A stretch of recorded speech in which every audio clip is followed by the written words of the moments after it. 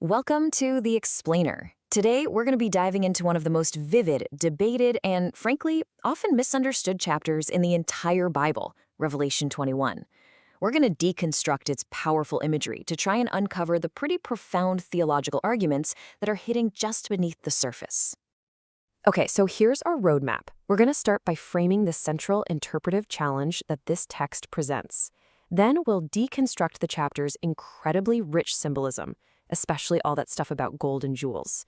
After that, we'll uncover its core message about God's presence, tackle a really difficult question about divine justice that the original audience was wrestling with, and then finally, we'll connect these ancient ideas to how we might think about sacred space today.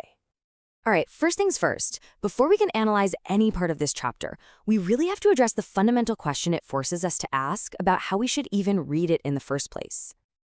I mean, when you read about a new heaven, a new earth, and this massive, gleaming city literally descending from the sky, how are you supposed to take that? The scholarship we're looking at really frames this as the crucial starting point.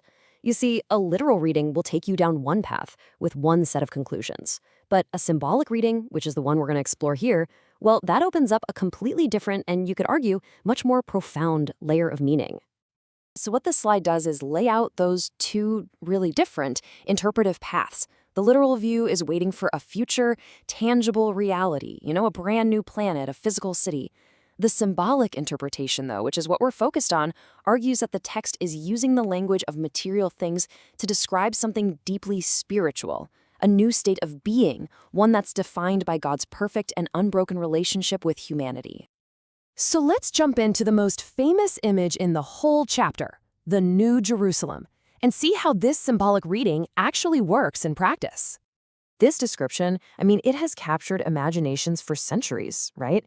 It's the source of that popular streets of gold image of heaven.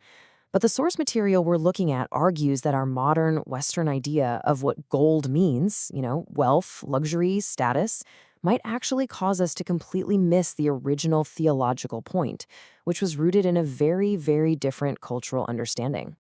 And this right here illustrates a huge cultural shift to our modern mindset, which is kind of philosophically Greek. Gold often implies showy wealth, something blingy. But in the ancient Jewish context that this text came from, gold's value wasn't really about money, it was theological. Its most important quality was that it was physically incorruptible. Gold is a non-reactive metal. It never tarnishes, it never decays. It just stays pure and bright forever, which makes it a perfect physical metaphor for the divine. So here's the crucial point. The Holy of Holies, the actual room where God's presence was believed to dwell in the Jerusalem temple, was covered entirely with gold. Now why? Because it was super reflective and it never tarnished, making it the perfect symbol for God's eternal, unchanging, and radiant presence, which was often described as pure light. So the New Jerusalem isn't gaudy. It's being described as the ultimate Holy of Holies. Now, this symbolism wasn't just some abstract theological poetry. For the original audience, the promise of a New Jerusalem spoke directly to a really deep and painful historical trauma. Let's just walk through this timeline.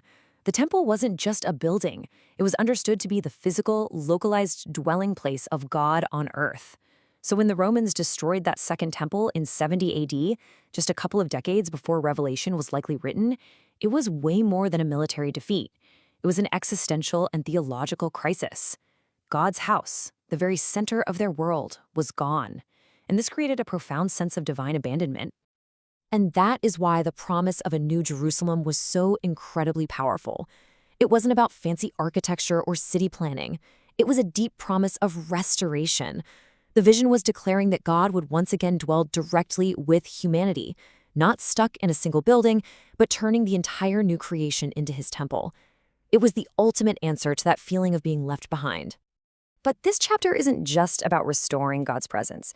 It also grapples with one of theology's oldest and toughest questions, something we absolutely still wrestle with today. This wasn't some abstract problem for the text's original audience. For them, being crushed by foreign powers, first the Babylonians and now the Romans, was often seen as divine punishment. But that creates a huge paradox, right? If these oppressive empires are God's instruments of judgment, why do they get rich from all the suffering? Why does Rome get to thrive while the people of God are crushed underfoot? The book of Revelation's answer is one of eschatological justice. That is, justice that's realized at the end of time.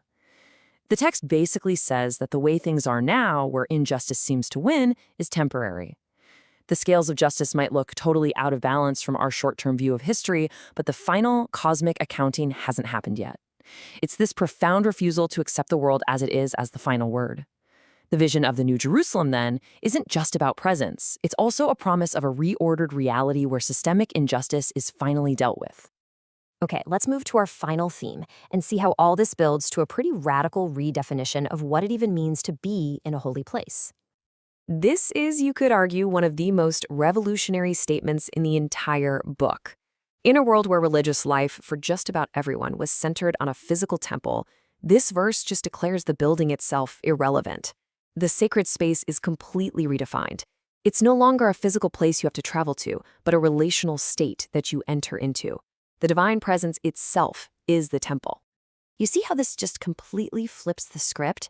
The focus moves from a geographic location that you have to travel to a portable, relational reality that you can inhabit wherever you are. It's not about being inside certain stone walls anymore. Holiness is no longer contained by walls. It's generated within a community that is actively in a relationship with the divine. And this is where we see the direct modern application of this ancient theological shift. If sacred space is what you make it, well then any place where you intentionally focus on the divine can become holy ground. The source material points to things like a yoga mat, a park bench, even a Zoom meeting. This also extends to that New Testament idea that the human body itself can be a temple, a dwelling place for the Spirit of God. So, when you boil it all down, the ultimate takeaway is that our interpretive journey has taken us from a literal, physical city of gold to a profound spiritual reality. The ultimate heaven being described here isn't a place with gold pavement, but an unbroken, intimate relationship with the divine, a state of being that is in fact accessible to us anytime, anywhere. And that's really the final thought we'll leave you with. The text suggests that this divine presence, this kingdom of God, is already here. But people often don't see it because they're looking in the wrong place. They're looking for a physical temple when the text suggests they should be cultivating a spiritual presence. Thank you for joining this analysis.